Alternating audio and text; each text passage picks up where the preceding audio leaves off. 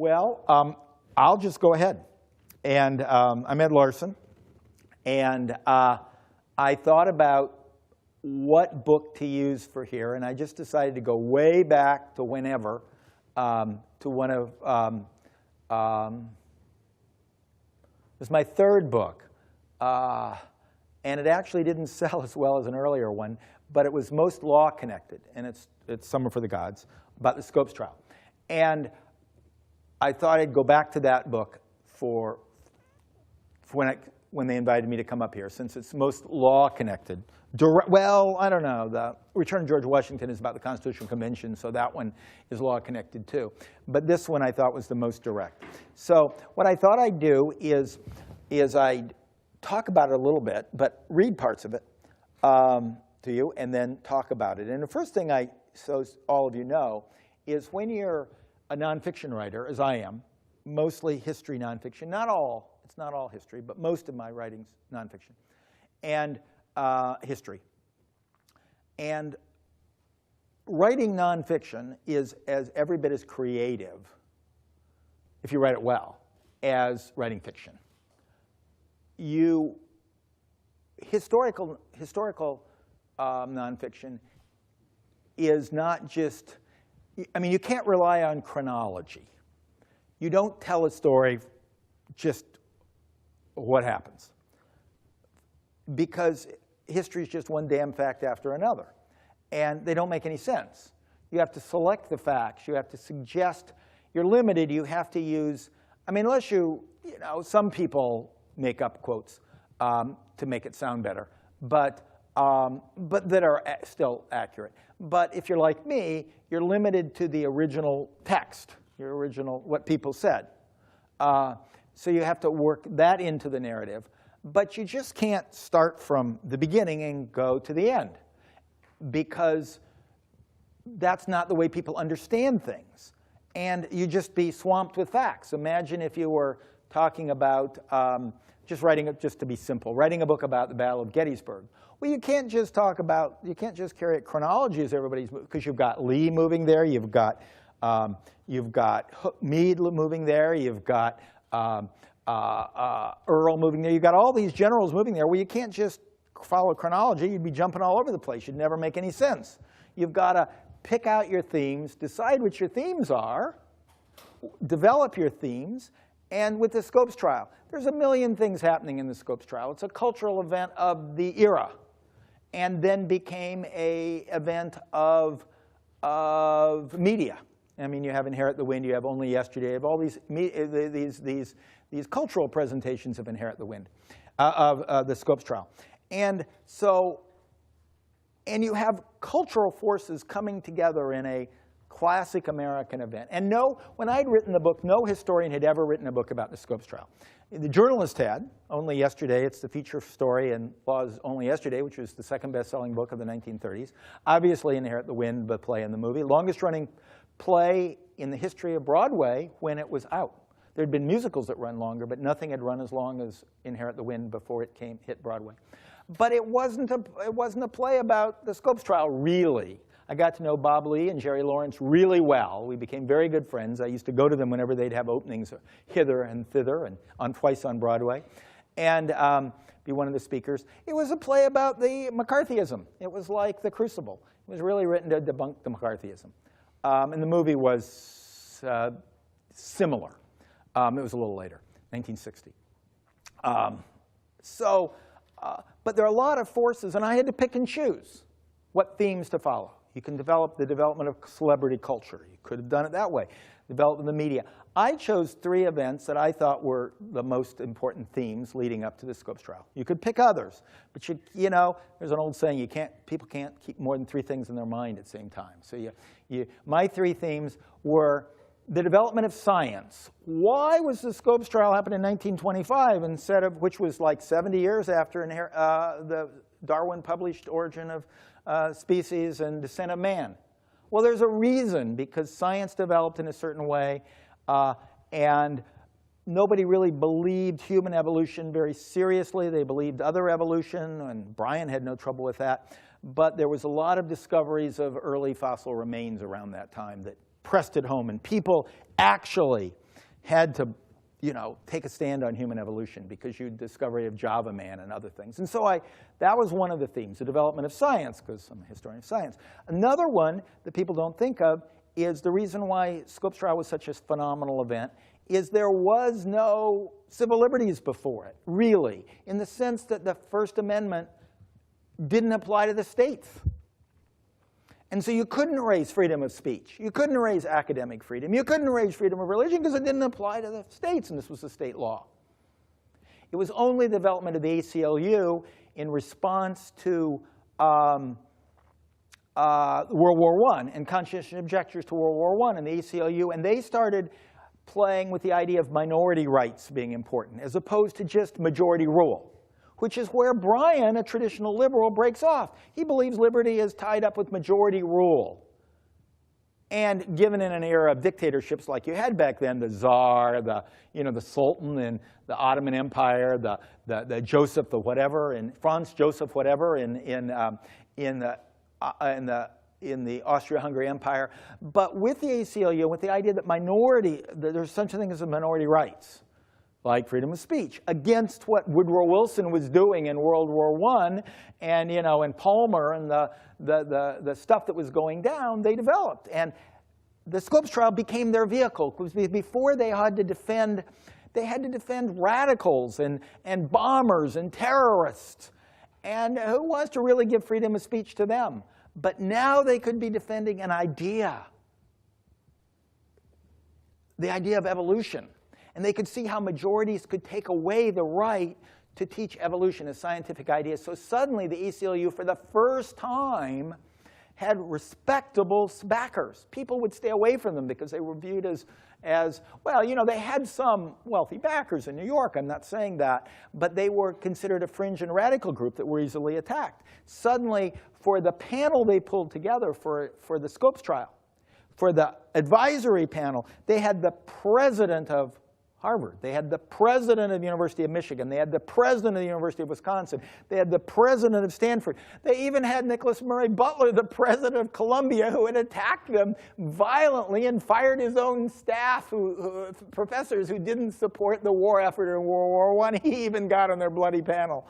And so they could become now a respectable organization. And so I wanted to follow the development of civil liberties. And then finally, the development of religion, how religion had so changed in America, because if you look back into the 1800s, late 1800s, all the fundamentalists, and all the proto-fundamentalists, you'd say, because the term wasn't coined until 1919, but all the fundamentalists, all the evangelicals, they all accepted a long earth history. They all accepted fossils. They all thought the world was umpteen because they accepted the day-age explanation that the days of creation are symbolizers of ages of geological time.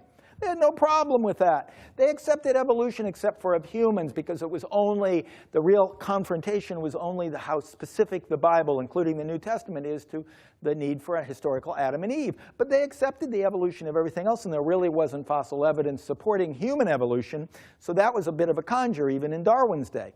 So you had the development of fundamentalist religion that turned more conservative, partly and mostly in reaction not to Darwin, but to modernism in religion, higher criticism. And so religion turned much more conservative till now. Of course, it keeps turning conservative. Bryan on the stand accepted a long earth history and a day-age theory. Now, of course, the creationists think the world was created in 10,000 years ago or less, in 6 literal days. Well, no respectable evangelical or fundamentalist in 1925 would have accepted that. They'd think that was nuts. The only people who accepted that had any knowledge at all were Seventh-day Adventists, because they were tied with the teachings of their creator, their prophetess. So you had these developments that people didn't know, that you could bring into the story. So those were the 3 themes I chose, even though you could choose the changes in the media, the changes in the press. I mean, it gets that in, celebrity. So what I need to do is, and so the first 3 chapters of the book, one follows each of those, and they go back in time and come forward in time. You don't have any set chronological development. But before that, I want to hook the reader.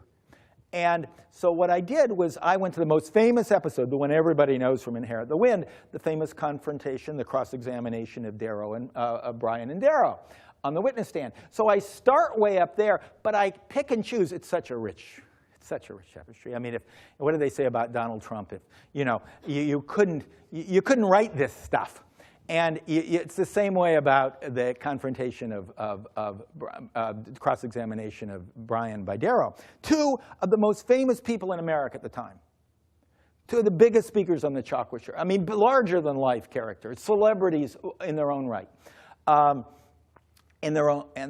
So what I do is I start out, I pick and choose from that confrontation. I come back to it later, but I pick and choose from that set up my themes. So what I thought I'd do is read a little bit of that. Then I talk a little bit about my themes, and then we can talk about whatever you want to, depending on the time. But this is how the book starts.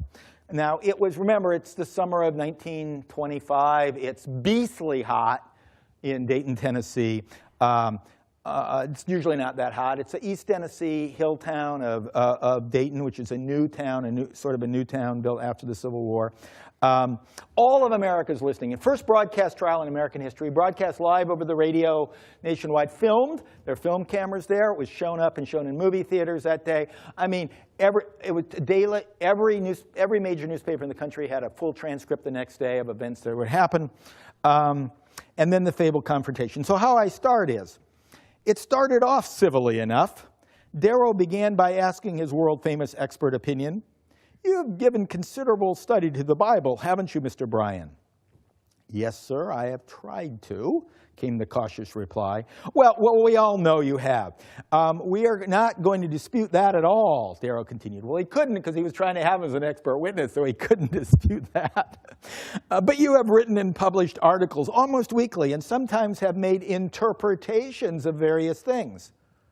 Bryan apparently saw the trap. If he assented that he had interpreted biblical passages, then he could scarcely object to others giving an evolutionary interpretation of Genesis, account of human creation. "I would not say interpretations, Mr. Darrow, but comments on the lessons."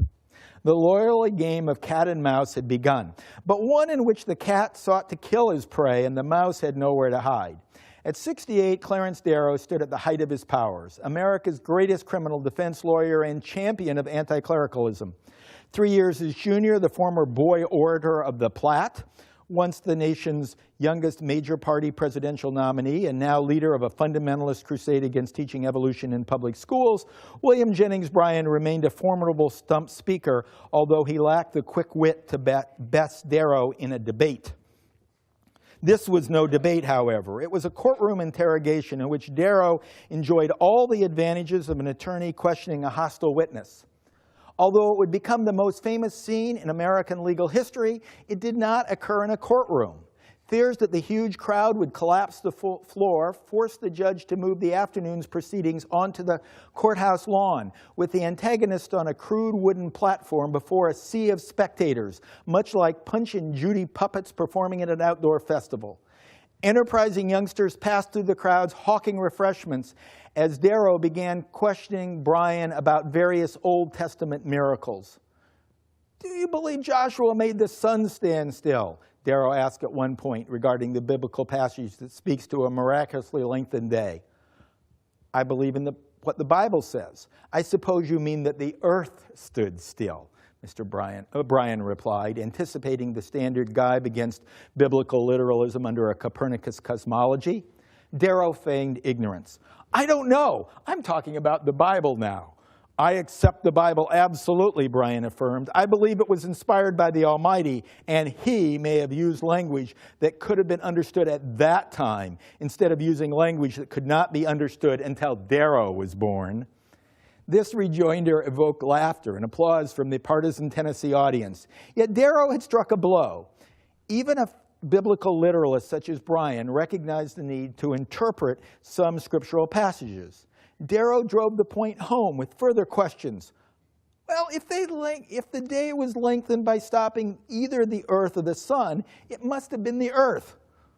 Well, I should say so, an exasperated Bryan sighed, and in so doing fell into another trap. Darrows snapped it shut by asking, "Now, Mr. Bryan, have you ever pondered what would happen if the earth had stood still?" "No, you have not?" Bryan asked with mock incredulity. Bryan fell back on faith. "No, the God I believe in could have taken care of that, Mr. Darrow." Now the assembled reporters from across the country smiled among themselves. "Don't you know it would have been converted into a molten mass of matter?" Darrow asked rhetorically. In giving ground to a biblical literalism to accommodate a heliocentric solar system, Bryan fell headlong into the problems with terrestrial geology and physics. If he gave any more ground, well then how could he hold the line on Genesis? If he had given any less ground, he would have sounded supremely foolish. Yet he had conceded the critical point that Scripture requires interpretation in light of modern science, and he would do so again that with the days of creation and the age of the universe. There were no good answers to these questions from Bryan's perspective. The chief prosecutor had heard enough. For the third time, he tried to stop the exchange. "This is not competent evidence," he objected. But Bryan, serving as special prosecutor for the state and supposedly assisting the prosecution, stubbornly clung to his simple wooden chair that served as a makeshift witness stand for the outdoor session. The defense counsel did not come to try this case," Bryan shouted back. "They came here to try revealed religion, and I am here to defend it, and they can ask me any question they please." The crowd roared its approval. "Great applause from the bleachers," Darrow noted for the record. "From those you call yokels," Bryan thundered. "Those are the people you insult." Glaring at his adversary, Darrow shouted back, "You insult every man of science and learning in the world because he does not believe in your fool religion."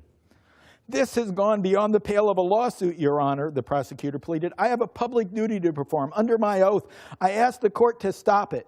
But Bryan wouldn't budge. The judge deferred to as a distinguished witness. "To stop it now would not be just to Mr. Bryan," he ruled. And so it continued, with Darrow inquiring about Noah and the flood, ancient civilizations, comparative religion, and the age of the earth. Bryan sank back into confusion as he struggled to answer the barrage of questions. He affirmed his belief in a worldwide flood that killed all life outside the ark, except perhaps the fish, he tried to joke, but interpreted the 6 days of creation to symbolize vast periods of time. Yet Darrow never asked about evolution or the special creation of humans in God's image, question that Bryan surely would answer with well-honed remarks about the so-called missing link in scientific evidence for human evolution and the profound impact of evolutionary naturalism on public morality and faith. Like any good trial lawyer, and he was the best, Darrow kept the focus on topics that served his purpose, which did not include giving Bryan a soapbox for his speeches. As the inquiry departed ever further from any apparent connection to the Tennessee law against teaching evolution supposedly at issue at the trial, the prosecutor objected, "What is the purpose of this examination?" Darrow answered honestly, "We have the purpose of preventing bigots and ignoramuses from controlling the education in the United States," he declared. That is all. That was more than enough, for it justified his efforts to publicly debunk fundamentalist reliance on Scripture as a source of knowledge about nature suitable for setting education standards. Darrow had gone to tiny Dayton, Tennessee for precisely this purpose, with Bryan as his target. Bryan had come to defend the power of local majorities to enact a law, his law, to ban teaching about human evolution in public schools. 200 reporters had followed to record the epic encounter. They billed it as the trial of the century before it even began.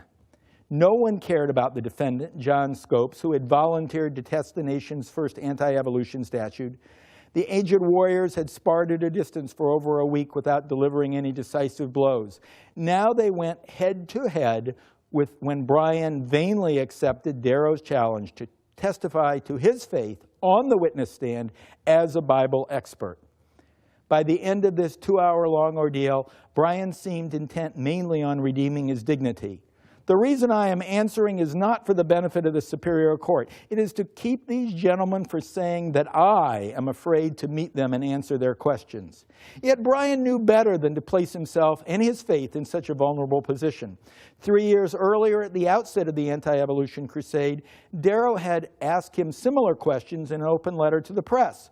Bryan had ignored them. Anyone can answer questions, but not every question can be answered. If I am to discuss creationism with an atheist, it will be on the condition that we both ask questions. He had written about that time. He asks the first one if he wishes, but he shall not ask a second one until he answers my first. Well, that's how I begin the story. Now, what I try to do there is hook the reader. And I think that anybody who's seen Inherit the Wind, if they read this, they'll immediately know this is a very different story than Inherit the Wind. It's not Inherit the Wind at all. Inherit the Wind, you know, is a one-sided, beautiful play, but a three-act morality play about the virtues of tolerance. And with Darrow as the saint of tolerance. Well, if you know Clarence Darrow, there wasn't a tolerant bone in his body. He was as intolerant as, I mean, Bryan was actually more tolerant. I mean, you're in sort of a spitting war there, but anyway. But I also introduced, buried in there, the themes that I'm going to try to carry forward. The themes of the appearance of majority rule, minority rights, that issue. That science is changing and that science developments, and also that fundamentalism is changing. And it tries to collect that. So, and then I go through 3 chapters before I even get to the event in the section of the book called Before, where I go back now and I walk through the science one and the development, focusing a lot on the discovery of Java Man and those various activities, and how people, front page news when those new fossil remains, hominoid remains were discovered. The first time they discovered remains that were pre-human, humanoid remains, those were all right at that time. And they were capturing the nation's attention and suddenly making human evolution seem plausible to people where it hadn't been before. Before that, most Protestants were accepting the idea that the earth was very old and that other things evolved. And the Catholics had worked out their resolution that Adam and Eve occurred by the God endowing a soul into the evolved human ape. Protestants couldn't really do that because they don't technically believe in souls. It's only the Catholics that believe in souls, and that's using other areas. But most Protestants don't know they don't believe in souls.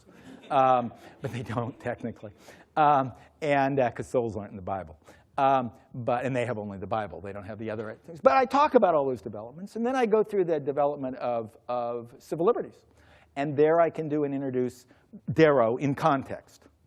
And then I go through the development of religion, and then I can introduce Bryan in context. And so let me just read 2 little other shorter passages, if that's OK. My introduction of Bryan and my introduction to Darrow, and that sort of gets the protagonists over. And only then I shift to the trial. And then the last third of the book, I jump ahead and I talk about the cultural impact, where I follow how it's presented in literature, how it's presented in plays, how this story became the vehicle in a profound way to enlighten people about the importance of civil liberties in America, and also the echoes that it has all the way through to today, and why this remains relevant. So let me just introduce Bryan and introduce Darrow for you, and then we can talk some. Bryan's crusade against the teaching of evolution capped a remarkable 35-year-long career in the public eye. He entered Congress in 1890 as a 30-year-old populist Democratic politician committed to roll back the Republican tariff for the dirt farmers of his native Nebraska. His charismatic speaking ability and youthful enthusiasm quickly earned him the nickname the Boy Orator of the Platte, echoing back to earlier when I mentioned that, explaining how that came from. Bryan's greatest speech occurred at the 1896 Democratic National Convention, where he defied his party's conservative incumbent president, Grover Cleveland, and the Eastern establishment that then dominated both political parties by demanding an alternative silver-based currency to help debtors cope with the crippling deflation caused by excessive reliance on limited gold-backed money. That's a sentence. Using a potent mix of radical majoritarian arguments and traditional religious oratory, he demanded, "You shall not press down upon the brow of labor this crown of thorns. You shall not crucify mankind upon a cross of gold." The speech electrified the convention and secured the party's presidential nomination for Bryan. For many, he now became known as the Great Commoner. For some, the Peerless Leader. Those were officially nicknames that the press could use, and they know who they were talking about. A narrow defeat in the ensuing bitter election did not diminish Bryan's faith in God or the people. He retained leadership of the Democratic Party and secured 2 subsequent presidential nominations as he fought against imperialism and militarism following the Spanish-American War and for increased public control over corporate business practices. His vocation became speaking and writing, with majoritarian political commentary and evangelical Protestant lectures serving as his stock in trade.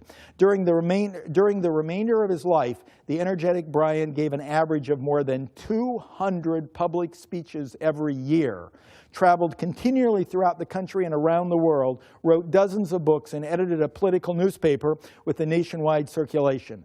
After helping Woodrow Wilson secure the White House in 1914, Bryan became Secretary of State and idealistically, some say naively, set about negotiating a series of international treaties designed to avert war by requiring the arbitration of disputes among nations. This became more of a religious mission than a political task for Bryan, who called on Americans, quote, to exercise conservative forbearance in the face of increased German militarism leading up to World War I, and vowed, "There will be no war while I am Secretary of State." Of course, he had to resign from office to keep that promise. Once again, left without a formal governmental post, but with an expanded sense of mission, Bryan resumed his efforts as an itinerant speaker and writer on political and religious topics. Although his campaign for peace failed, he helped to secure ratification of 4 constitutional amendments designed to promote a more democratic or righteous society, the direct election of senators, a progressive federal income tax, prohibition, and female suffrage. During this period, the aging commoner moved to Miami for his wife's health and got in on the ground floor of the historic Florida land boom of the early 20s. Although publicly played down his profits, the spectacular rise in land prices made Bryan into a millionaire almost overnight. Private wealth did not diminish Bryan's public zeal, and he found 2 new campaign targets: the conservative Republican administrations in Washington and teaching evolution in public schools. Both targets remained fixed in his sights throughout the final years of his life. Indeed, after seeing himself portrayed in a political cartoon as a hunter, shifting his aim from a Republican elephant to a Darwinian monkey, Bryan admonished the cartoonist, "You should represent me as using a double-barreled shotgun, fixing one barrel on the elephant as he tries to enter the treasury, and another one on Darwinism, the monkey, as he tries to enter the schoolroom." Bryan remained a progressive even as he crusaded against teaching evolution. In William Jennings Bryan, reform and reaction lived happily side by side. The Bryan of the 1920s was essentially the Bryan of the 1890s, older in years, but no less vigorous, no less optimistic, no less certain.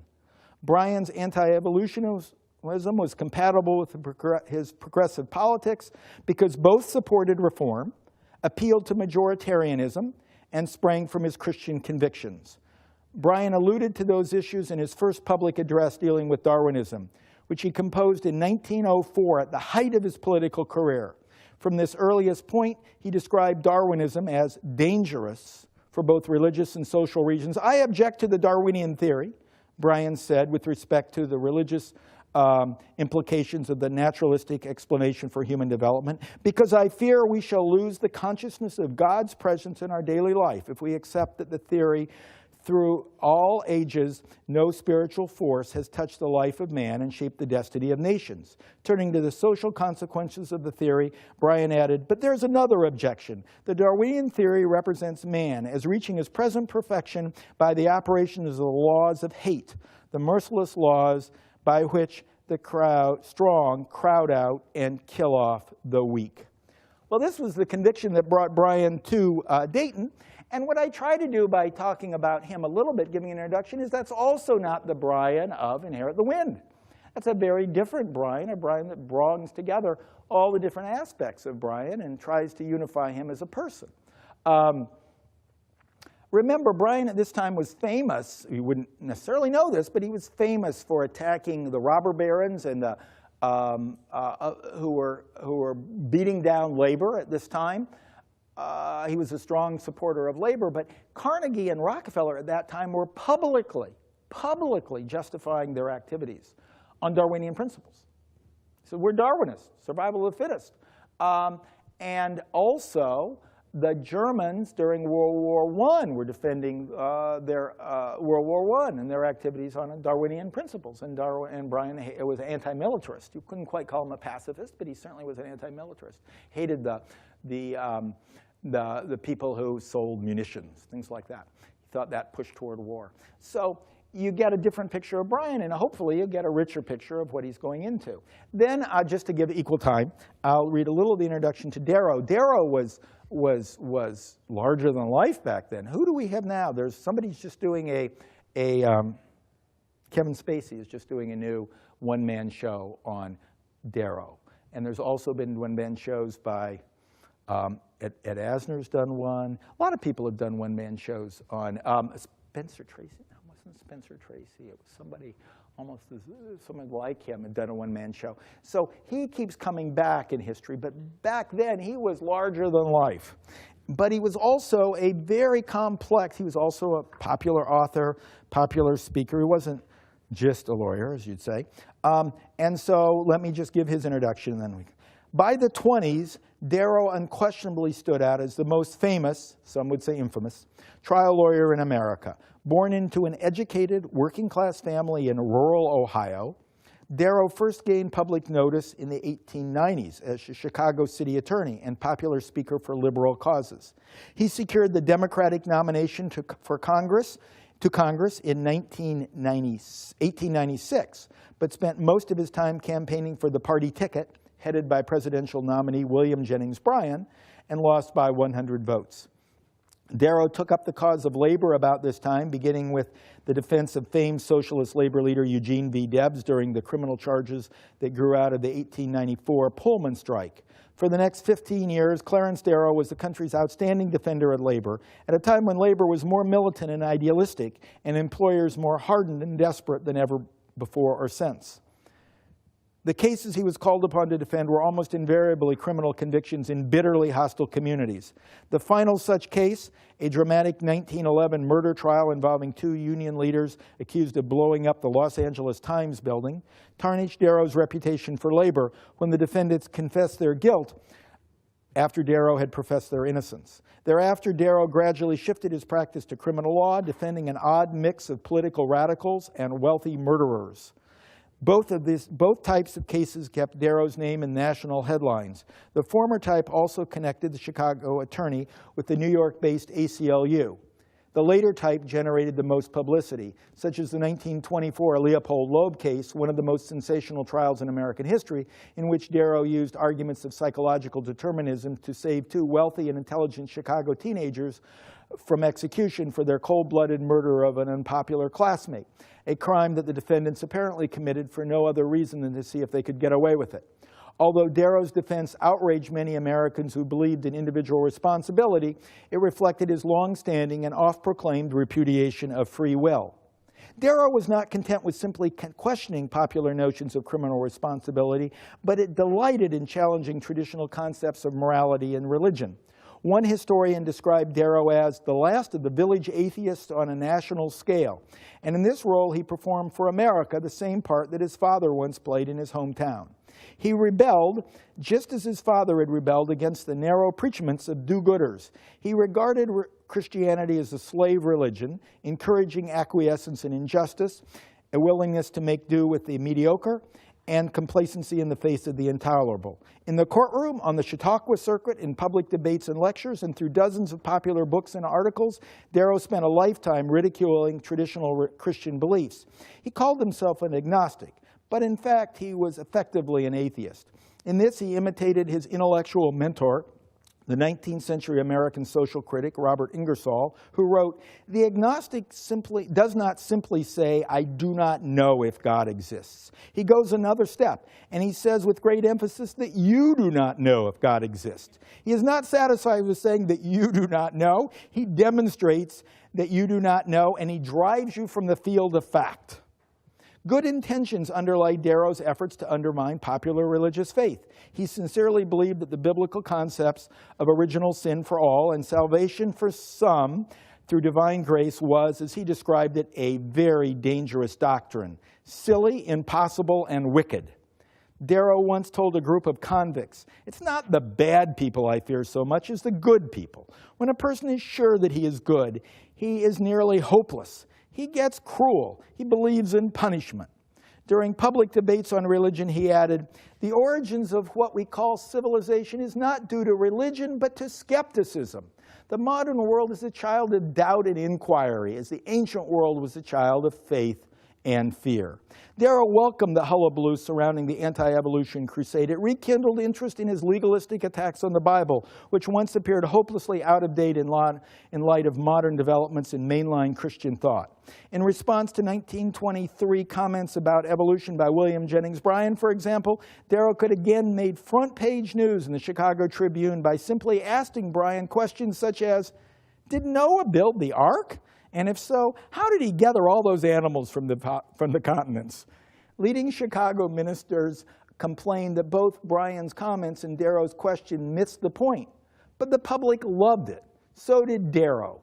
When the Scopes trial arose 2 years later, Darrow volunteered his services for the defense, the only time in his entire life he ever volunteered free legal aid, seeing it as a chance to grab the limelight and debunk Christianity. "My object," Darrow later wrote, "was to focus the attention of the country on the program of Mr. Bryan and the other fundamentalists in America." Well, I use that to set the stage. I have also talked about the rise of the idea of individual rights, but I use that to set this confrontation of why it was such a big confrontation and why it attracted the whole nation's attention. And so then I go on and write about this story. And now, I did have headwinds behind me. And I did have continued to have headwinds, and I'll throw that out. One thing I do in the book, in the after section, is I go through and present the way the Scopes trial is presented. And the way the Scopes trial was traditionally explained when I was in high school, when some of you were in high school, not the younger ones, I hope now most textbooks actually follow my interpretation, but how they did it, if you read Hofstadter or if you read Lichtmeyer or you read all the great historians and you read their textbooks, they borrowed on Only Yesterday to see the Scopes trial as a pivotal event where fundamentalism was on its rise, and then it was publicly debunked. And you can read textbook after textbook dating from the 60s and the 50s that says the Scopes trial was the end of fundamentalism, the end of fundamentalism, the end of anti-evolution in America. And certainly Inherit the Wind perpetuates that idea. It's strongly. It's explicit as well as implicit, that this was a pinnacle event and fundamentalism had been on the rise and now was broken by this public ridicule. Well, I guess you could get away with saying that in the 50s and 60s if you lived in some ivory towers like most of us did, or if you were, but you were not knowing what was building in the hinterland, that fundamentalism was growing all through this period. And what it did is it broke away from the established, it no longer tried to change established institutions. They built their own colleges, like Bryan College in Dayton, Tennessee, which is still there. But other colleges, they built their own institutions. They built their own summer camps. They built their own radio networks. They built their own television networks, like the 700 Club. They built their whole other subculture. They weren't trying to fight the main one. And the subculture kept growing and growing and growing. And then it burst out in the public scene with Moral Majority and Jerry Falwell and alliances with Ronald Reagan making that tie. So I'm right. I'm the first historian who's written on the trial anyway, but I'm also the first major book on it. And I didn't know it'd be a major book when I wrote it. Coming after that. Because it takes a while to sink in, But if you're living in the world after moral majority, after Ronald Reagan, you realize that anti-evolutionism did not die in Dayton, like Hofstadter and Lichtenberg and everybody else told us it did, told us it died. You've won, as you read in Inherit the Wind, you've won. You've smashed a bad law. You've made it ridiculous. No, anti-evolutionists, you follow all the polls. There are just as many creationists today in America. I mean, 40%, polls say 50, but I think they're exaggerated. 40% of Americans believe the world was created in 6 literal days, and the humans started with Adam and Eve. The Secretary of Education of the United States of America believes that. And she's the Secretary of Education right now.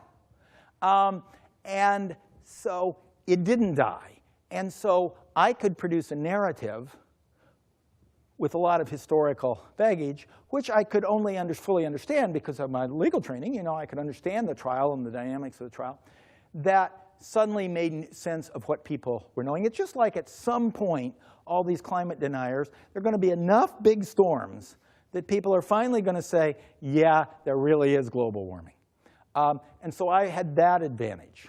I also had, of when the book came out, it made a new narrative that made sense given known facts. And this is not just an American phenomenon. 2 weeks ago, the dictator in Turkey, what's his name, that Trump likes and calls Erdogan, he banned the teaching of evolution in public schools and all schools in Turkey.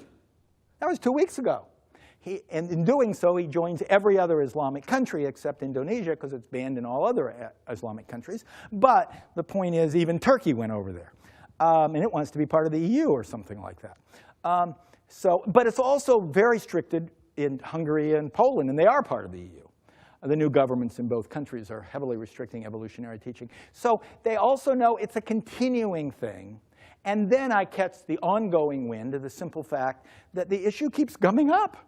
You know, it just keeps coming up. When Bob Lee and Jerry Lawrence wrote Inherit the Wind, as they have explained in Variety at the time, but also explained to me and when we'd be in various presentations together, they thought the real issue was McCarthyism, and so they went back to this trial thinking evolutionism, anti-evolutionism was dead.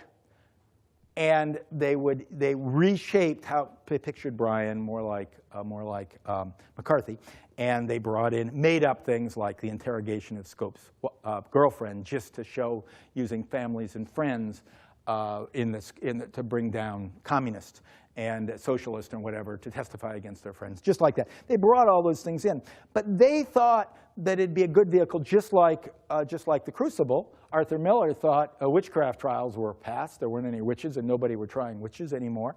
And then to show the present. But the thing is, my great advantage, it's sad for the country, but my great advantage is the creationists, the straw men outlived the real figures. And so there is ongoing interest in this, because it's relevant. The actual episode, the actual event is relevant. And Bryan's lines are relevant today because a lot of people believe him.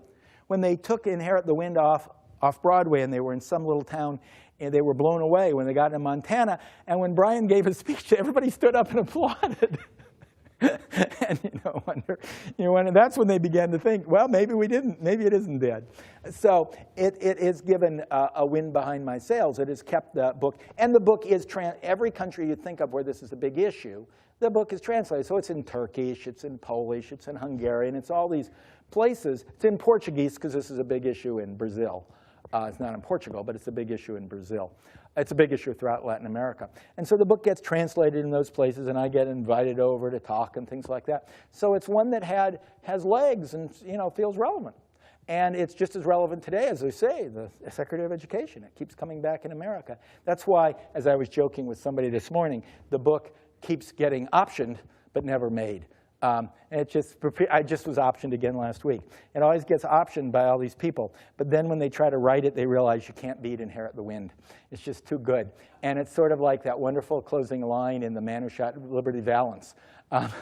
We now have all the facts that you're going to publish. And says, no, we got the legend. Who needs the facts? And it is tough to beat Inherit the Wind. I love the play. for other reasons, but I love the play. And I critique it extensively, and both Jerry Lawrence and Bob Lee liked it. And I'm still good friends with Bob.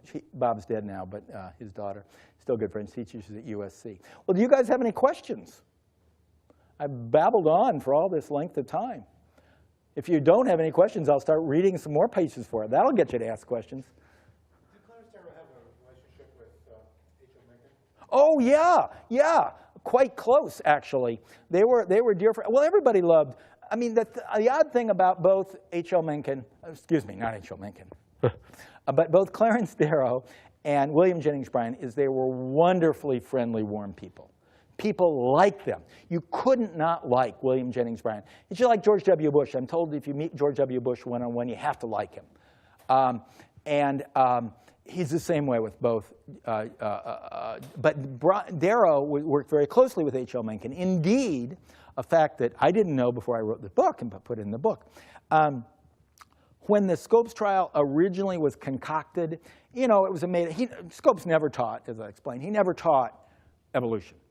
I mean, he was a football coach. He was a volunteer. He was asked by his superintendent of public schools. This law passed. And the ACLU has volunteered to defend anybody willing to challenge it. This will be a sensational case. We'll attract people to our town. It was a publicity stunt by Dayton, Tennessee. And his job was never threatened. He was never thrown in jail. He was promised a job back the next year. And he did it as a favor. And of course, he couldn't go on the stand because then he'd be asked, did you teach evolution? And the case would be over because he'd have to say no. When the original thing was concocted, HLMencken and Darrow happened to be together.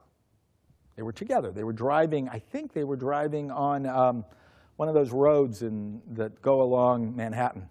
And there's on the, yeah, there is a name. Some of them have names. And HLMencken said, you should go down to Dayton and defend this law. This will be great. And Darrow looked back and says, no, they'll never have me.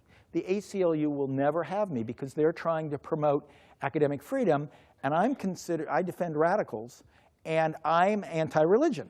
I am giving talks and books and attacking religion. And they don't want to make it a trial of science versus religion. They want to make it a trial of individual academic freedom and freedom of speech. And so that's how close of friends they were. They'd known each other for years. But what happens then, in fact, the ACLU doesn't want him. That's an understatement. And they have a whole team of lawyers. The appeal is going to be handled by Charles Evan Hughes, former Republican nominee for president, former Justice of the Supreme Court, current ABA president, future Chief Justice of the Supreme Court. He's agreed to handle the appeal. I mean, they're sitting in gold. And every expert witness they brought with them not only was a great scientist, known scientist from Harvard, from Princeton, from Chicago, from Johns Hopkins, they were all deep Christian believers. They all were led Bible studies and things. So they'd be impeccable. They weren't trying to attack religion because they thought that was a way to lose. But what happens is then William Jennings Bryan, who had been the author of the law, William Jennings Bryan was on a nationwide crusade. He'd spoken in 35 legislatures pushing this law for the last 3 years. Tennessee was just the first one. Some had passed lesser restriction. Tennessee was just the first state that passed the whole thing, the whole kit and caboodle. Well, Bryan had given a talk before a joint session of the Tennessee legislature that passed the law. So Bryan, who hadn't practiced a case in 35 years, he'd been prosecuting attorney before he became a congressman. He hadn't practiced law since then. He volunteers to defend, because he thinks that this is a setup case in Dayton. Dayton is trying to get H.G. Wells to come over and be the lawyer defending, opposing the law. They're trying to get H.G. Wells, who was then the most famous writer in the world, to come over from England and do it.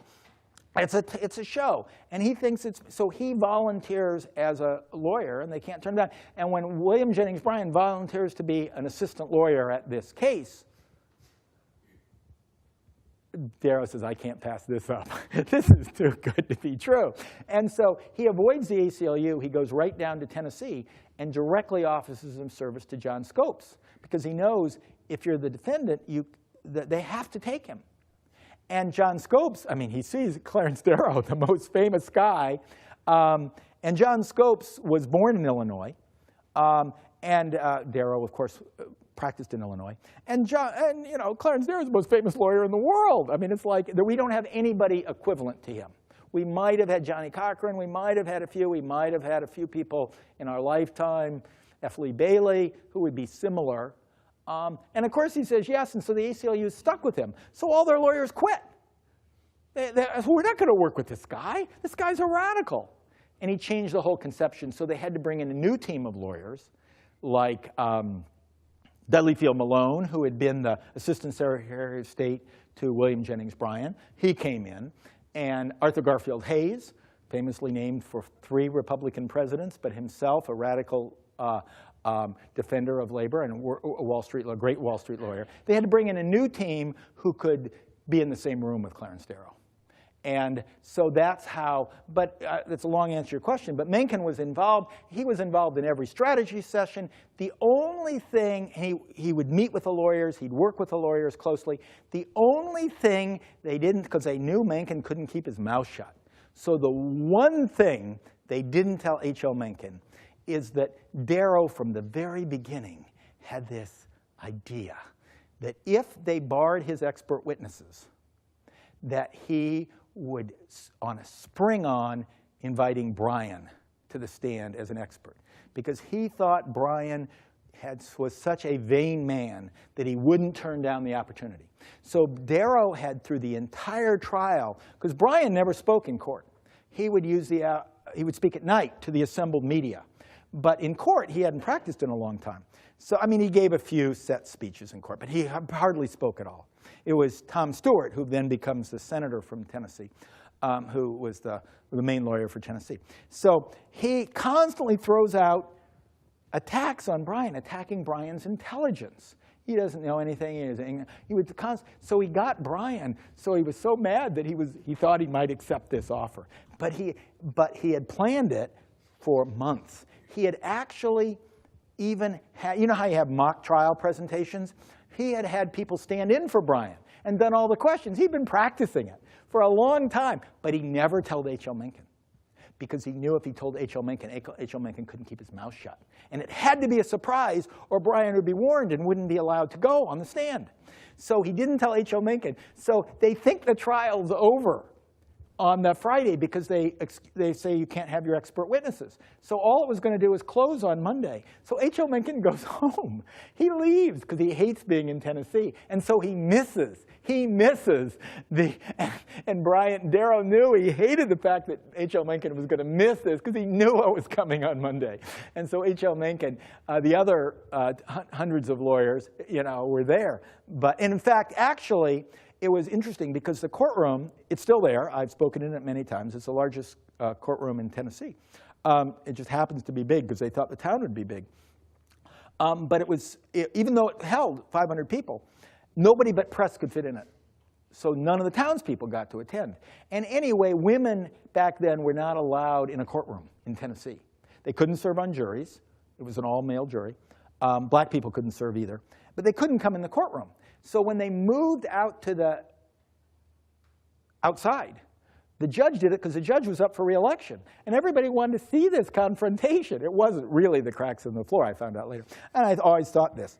And I do explain it later in the book. That was his official reason that there were cracks in the floors. But really, people wanted to see this because there were, every auditorium in town had it broadcast. So everybody was sitting in all these all around town listening to it, because people descended on town to see it, so they were having to sit, and so they couldn't get in the courtroom because there were the telegraphs, there were the cameras, there were the microphones, all these things were in the courtroom. And so he moved it outside so everybody could see, and so the town has like 1,800 people. 5,000 people appeared to watch this, and HLMencken wasn't part of it, which was all rather funny. And the women could show up, and the black people could show up, and everybody watched this great confrontation. So it made it fun. Another question? Yes? So I'm still troubled by your statement that 40% of people now... Well, I'm not saying yes. It's terrifying.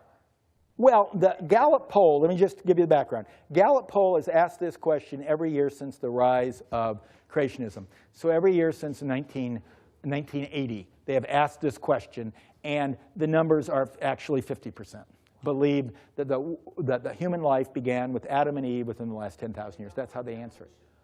Well, it'd be hard. Some of them may believe in non-human evolution, but I think the number's inflated because some people just don't know, and they figure, well, if the Bible says it, it must be true. I think the number's more like 40%. But yes, so your question. So even more, well, my question is kind of that even more people feel that way than voted for Trump, I guess. Well, no, I mean, that support Trump at something like 37%.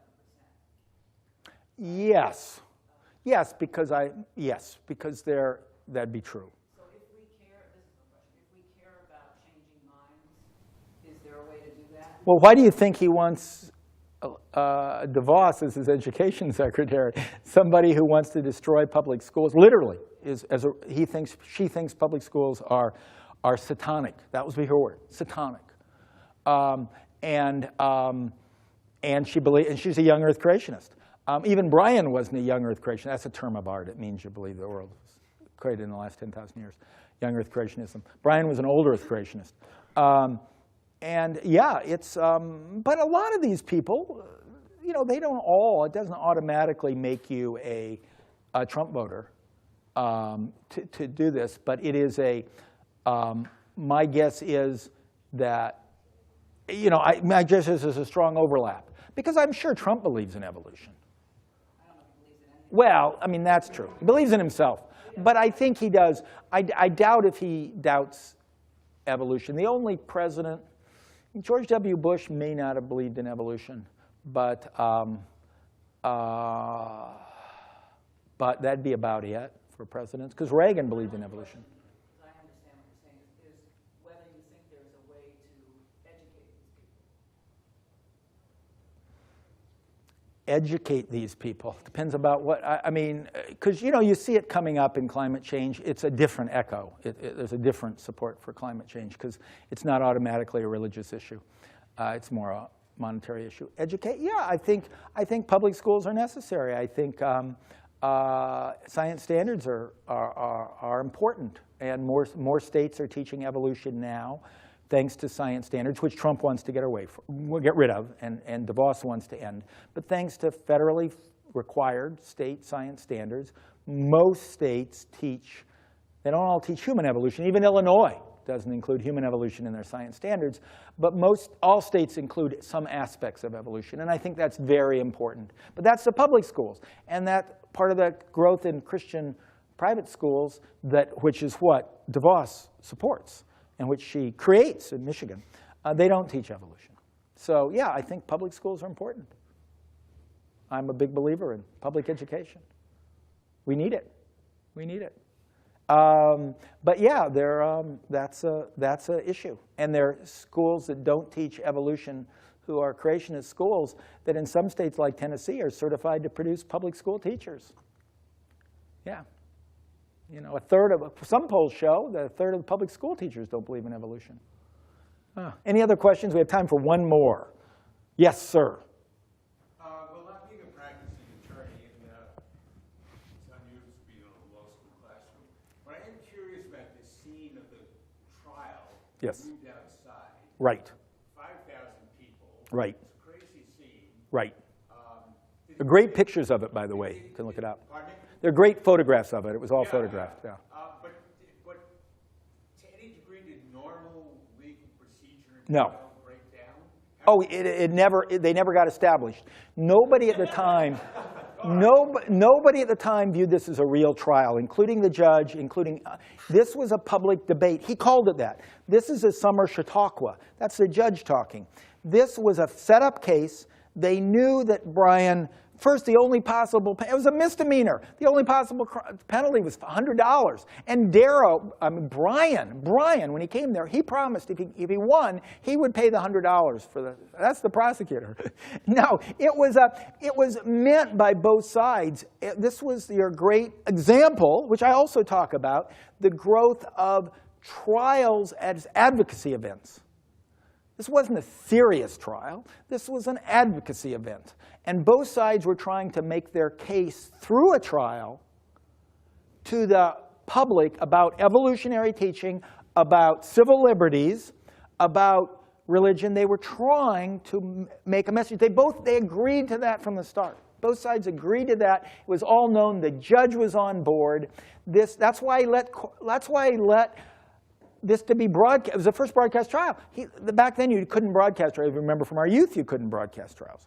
This was a broadcast. He allowed it. He allowed the whole thing to be filmed. You can watch it was a silent film. They'd fly it that night to Cleveland and New York, and they'd show the trial, and then they'd have somebody reading the lines, because the lines were word-for-word transcripts in the New York Times, in the LA Times, in the Chicago Tribune, in the Cincinnati. They're all word-for-word transcripts. I mean, people were following this, and none of those things. You can't have telegraph wires coming right into the courtroom and them clicking out like a baseball game. You don't allowed to do that in trials. And they broke all the rules. In fact, it was so far from a real trial that everybody in town wanted to be a juror, or the males, because they could see the trial.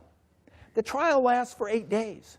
Because it had so little to do with the evidence in the court, the jury was actually only in the courtroom for 1 hour and 58 minutes. They were out because it had nothing to do with the trial. What was being presented was irrelevant to the trial. It was a show.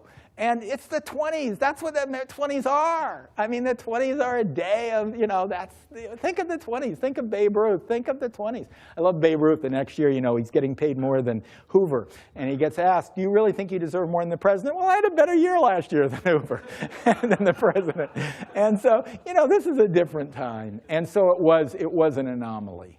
And people knew it. Yeah, the Tennessee bar was pulling out his hair. The governor of Tennessee had to be sent to an asylum during this period because it was driving him crazy. He literally had to be put into an asylum, into a sanatorium during this thing, because what it was doing to his state.